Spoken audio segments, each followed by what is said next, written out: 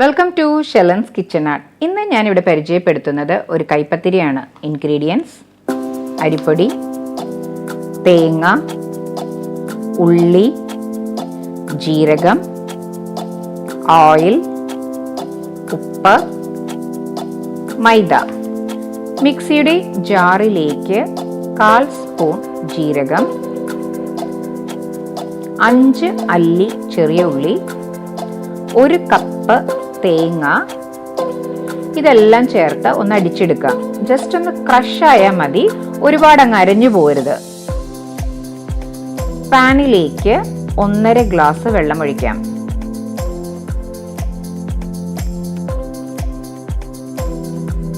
ആവശ്യത്തിന് ഉപ്പ്, 1 സ്പൂൺ നെയ്യ്,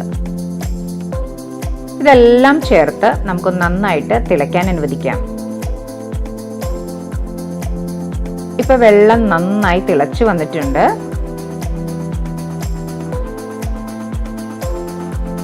അതിലേക്ക് ഒരു വലിയ ഗ്ലാസ് അരിപ്പൊടി ഇടാം. പത്തിരി ഇടിയപ്പ പൊടിയാണ് ഞാൻ എടുത്തിരിക്കുന്നത്. ഫ്ലെയിം നമുക്ക് മീഡിയം ഫ്ലെയിമിലേക്ക് ആക്കാം. നന്നായിട്ട് ഇതൊന്ന് മിക്സ് ചെയ്ത് കൊടുക്കാം. ഇനി നമ്മൾ നേരത്തെ അരച്ചു വെച്ച തേങ്ങയും ഉള്ളിയും ജീരകവും ഇതിലേക്ക് മിക്സ് ചെയ്യാം. നന്നായിട്ട് ഒന്ന് മിക്സ് ചെയ്തെടുക്കാം. ഇപ്പൊ ഇതിലൊട്ടും വെള്ളത്തിന്റെ അംശമൊന്നുമില്ല. ഗ്യാസ് ഓഫ് ചെയ്യാം. ഇനി നമ്മൾ ഗ്യാസ് ഓഫ് ചെയ്തതിന് ശേഷം 5 സ്പൂൺ മൈദ ഇടാം. നന്നായിട്ട് മിക്സ് ചെയ്യാം.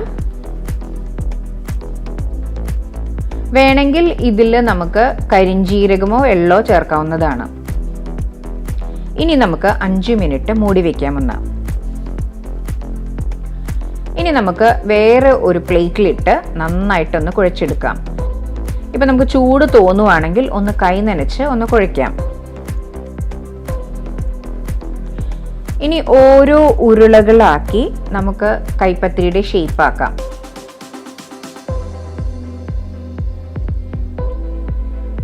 ഇനി നമുക്ക് അത് ഒരു ഗ്ലാസ് വെച്ച് കറക്റ്റ് റൗണ്ട് ഷേപ്പ് ആക്കാം.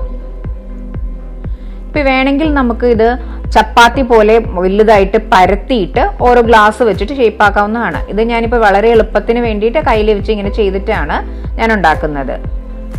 അങ്ങനെ ഇതെല്ലാം നമുക്ക് ഓരോ കൈപ്പത്തിരിയും ഷേപ്പ് ആക്കി എടുക്കാം. ഇതിപ്പോൾ ഒരു ഗ്ലാസ്സിന് ഒരു 16 പത്തിരിയോളം എനിക്ക് കിട്ടിയിട്ടുണ്ട്. അങ്ങനെയെല്ലാം നമുക്ക് ഷേപ്പ് ചെയ്തെടുക്കാം.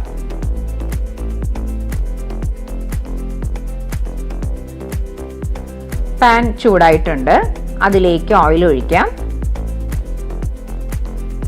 അതിലേക്ക് ഓരോ കൈപ്പത്തിരി ഇട്ട് കൊടുക്കാം.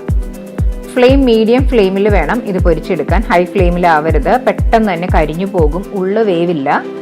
പിന്നെ അതുപോലെ ഒരുപാട് അങ്ങ് കൈപ്പത്തിരി ഇടരുത്. ഒരു 4 എണ്ണമൊക്കെ വെച്ചിട്ട് ഇടാൻ പാടുള്ളൂ. ഇനി ഒരു സൈഡ് മൊരിഞ്ഞാൽ അതൊന്ന് മറിച്ചിടാം. ഇപ്പൊ നല്ല ജീരകത്തിന്റെയും ഉള്ളിയുടെയും തേങ്ങയുടെയൊക്കെ നല്ലൊരു സ്മെല്ല് വരുന്നുണ്ട്. നമ്മളുടെ കൈപ്പത്തിരി നല്ല ക്രിസ്പി ആയിട്ടുണ്ട്. ഇപ്പം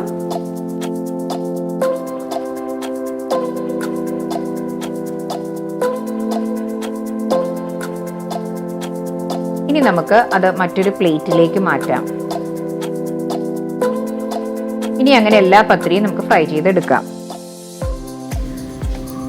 ഈ കൈപ്പത്തിരി വൈകിട്ട് നമുക്ക് ചായക്കൊപ്പവും ബ്രേക്ക്ഫാസ്റ്റിനും ഒക്കെ ഉണ്ടാക്കാവുന്നതാണ്. ബ്രേക്ക്ഫാസ്റ്റിനൊപ്പം ഒന്നില്ലെങ്കിൽ നല്ല ഇറച്ചി ഫ്രൈയുടെ കൂടെയോ അല്ലെങ്കിൽ നല്ല തേങ്ങാ ചമ്മന്തിയുടെ കൂടെയോ ഒക്കെ കഴിക്കാവുന്നതാണ്.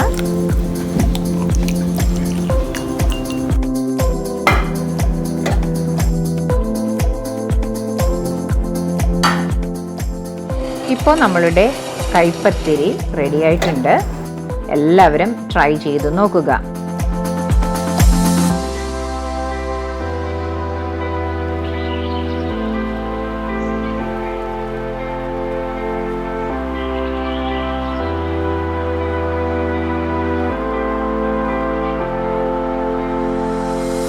നിങ്ങൾക്ക് ഇഷ്ടപ്പെട്ടെങ്കിൽ ലൈക്ക് ചെയ്യാനും ഷെയർ ചെയ്യാനും സബ്സ്ക്രൈബ് ചെയ്യാനും സപ്പോർട്ട് ചെയ്യാനും മറക്കരുത്.